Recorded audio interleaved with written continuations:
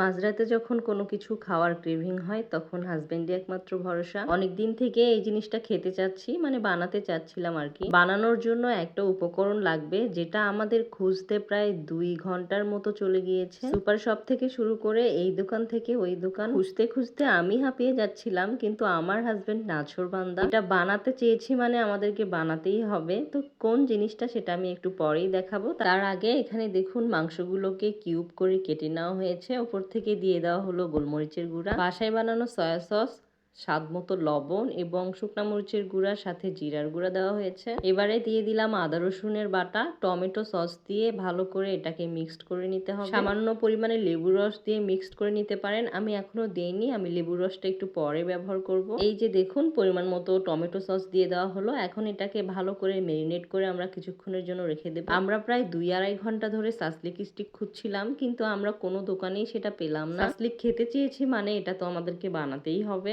কতটা রেসপন্সিবল হলে একটা ছেলে বউ বাচ্চাকে নিয়ে এই কাঠি খুঁজতে থাকে দোকানে দোকানে। তারপর বাধ্য হয়ে লোহার কাবাব স্টিক, মানে লোহার এই কাঠিগুলো নিয়ে এসেছে সাসলিক বানানোর জন্য। এখানে ভেজিটেবল গুলো কিউব করে কেটে নেওয়া হচ্ছে। আমরা নিয়েছি ক্যাপসিকাম, টমেটো, এখানে কিছু পেঁয়াজ কিউব করে কেটে নেব সাসলিকের জন্য। আমরা প্রায় রাত 9টার দিকে সাসলিকের মাংসটাকে মেরিনেট করে বাইরে গিয়েছিলাম কাঠি কেনার জন্য। বাসায় আসতে আসতে প্রায় 11:30টার মতো বেজে গিয়েছে। তো আমাদেরকে রাতের বেলা এটা খেতেই হবে। বাচ্চাদের খাওয়া দাওয়া করিয়ে গোছগাছ করে নিতেই প্রায় রাত কতটা বেজে গেছে সেটা আমি আপনাদের একটু পরেই দেখাবো। তার আগে যে ভেজিটেবল গুলো আমরা একটা বড় বাটিতে নিয়ে নিলাম। এর মধ্যে মেরিনেট করা চিকেন গুলো দিয়ে ভালো করে মিক্সড করে নিতে হবে, যেন ভেজিটেবল গুলোতেও এই মশলাগুলো লেগে যায়, আর সেটা সবকিছু মিলে খেতে বেশ ভালো লাগবে।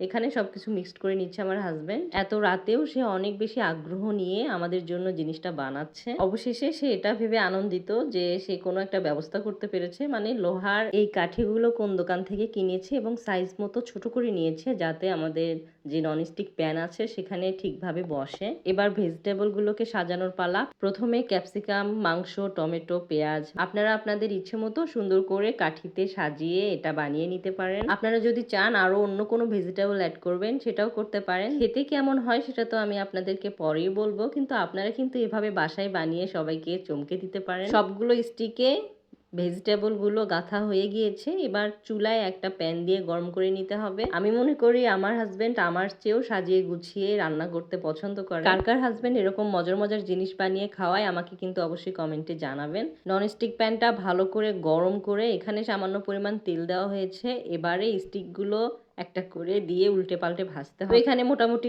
3টা সুন্দরভাবে দেওয়া গিয়েছে। এখন উল্টে উল্টে হালকা আঁচে এটাকে ভালো করে ভেজে নিতে হবে। যেহেতু লোহার কাঠি, এটা হাতে আঁচ লাগছিল, সেজন্য ছোট একটা কাগজ দিয়ে সে এভাবে উল্টে উল্টে দিচ্ছে। এই কাজটা কিন্তু আমি সুন্দরভাবে করতে পারতাম না, কোনো একটা ওয়াকাজ করতাম, হয়তো হাত পুড়ে ফেলতাম বা অন্য কিছু। এদিকে আমি তো ওয়েট করছিলাম, মানে কখন এটা আমাদের রান্না হবে আর কখন খাবো। আমার ছেলে সারিম, সেও ভাত খাওয়া দাওয়ার পর এইটা খাওয়ার জন্য অপেক্ষা করছিল। এই যে দেখুন রাত প্রায় 12টা 11, তখন আমরা এটা মোটামুটি রান্না শেষ করলাম। সারিম তো এটা দেখে অনেক বেশি খুশি আর এক্সাইটেড। সে বলছে যে খুব সুন্দর হয়েছে, কখন খাবো। এদিকে একজন নামিয়ে খাওয়া শুরু করে দিয়েছে। খেতে কিন্তু বেশ মজা হয়েছিল। এভাবে আপনারা বাসায় বানিয়ে দেখতে পারেন। রাত 1টা বাজে, আমার 2টা বাচ্চা এখনো ঘুমায়নি। তারা দুইজন আমরা যখন ঘুমাবো তখন আমাদের সাথেই ঘুমিয়ে পড়ে। এটাই ছিল আমার আজকের ভিডিও। কেমন লাগলো জানাতে ভুলবেন না।